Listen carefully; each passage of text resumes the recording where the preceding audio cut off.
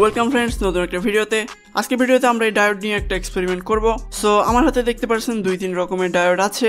আর আমরা সবাই জানি যে ডায়োড নরমালি ওয়ান ডিরেকশনে বা শুধুমাত্র একদিকে ভোল্টেজ ফ্লো করতে পারে বা কারেন্ট পাস করতে পারে। বাট যখন পোলারিটি চেঞ্জ হয়ে যায় তখন কিন্তু উল্টো দিক দিয়ে কোনো মতেই ভোল্টেজ পাস হতে পারে না বা কারেন্ট পাস হতে পারে না। বাট এর বাইরেও আরেকটা বিষয় আছে এবং সেটা হলো এই ডায়োডের অ্যাম্পিয়ার নিয়ে।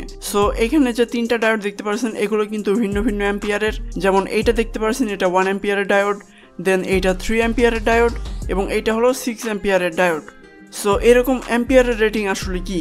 সো অনেকেই মনে করে থাকে যে 1 অ্যাম্পিয়ারের ডায়োডের মধ্যে দিয়ে শুধুমাত্র 1 অ্যাম্পিয়ারের কারেন্টই পাস হবে, এর বেশি কারেন্ট আসলে পাস হতে পারবে না।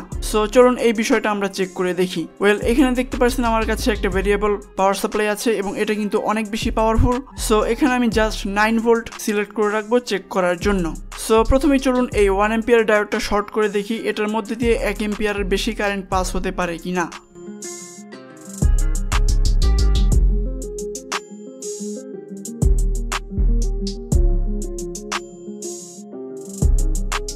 সো এখানে দেখতে পাচ্ছেন 1 অ্যাম্পিয়ারের ডায়োডের মধ্যে দিয়ে কিন্তু নর্মালি 6 থেকে 7 অ্যাম্পিয়ারের মতো কারেন্ট পাস হচ্ছে। বাট একই সাথে কিন্তু এই ডায়োড একদম গরম হয়ে ধোঁয়া বের হচ্ছে, এরকম অবস্থায় চলে গেছে।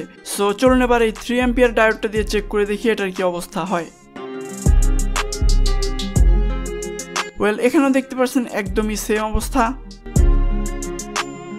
দেন যদি আমরা এই 6 অ্যাম্পিয়ার ডায়োডটা দিয়ে চেক করি এটাও একদমই সেম অবস্থা হবে।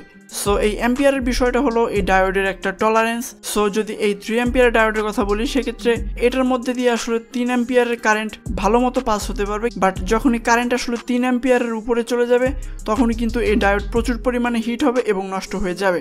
সো এটা যে 3 অ্যাম্পিয়ার ডায়োড বা 6 অ্যাম্পিয়ার ডায়োড, এটা মানে এইটা না যে এই ডায়োডের মধ্যে দিয়ে 3 অ্যাম্পিয়ারের বেশি বা 6 অ্যাম্পিয়ারের বেশি কারেন্ট পাস হতে পারবে না। সো এই 1 অ্যাম্পিয়ারের ডায়োডের মধ্যে দিয়েও কিন্তু আসলে 4, 5, 6 অ্যাম্পিয়ার ইজিলি পাস হতে পারবে, কিন্তু সেক্ষেত্রে আসলে এই ডায়োড নষ্ট হয়ে যাবে।